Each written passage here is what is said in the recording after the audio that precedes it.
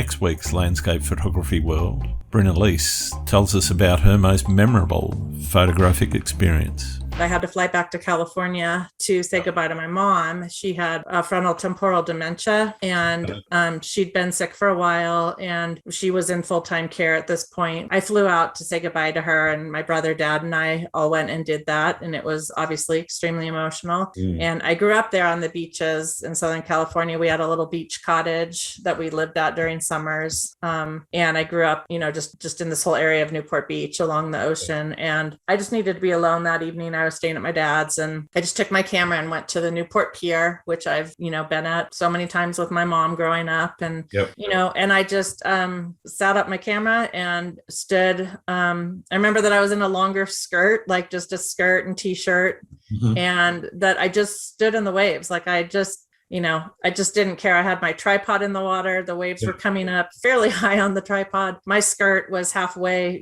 just soaked. And I stood there crying and shooting long exposure photos of the water at sunset hitting the pier.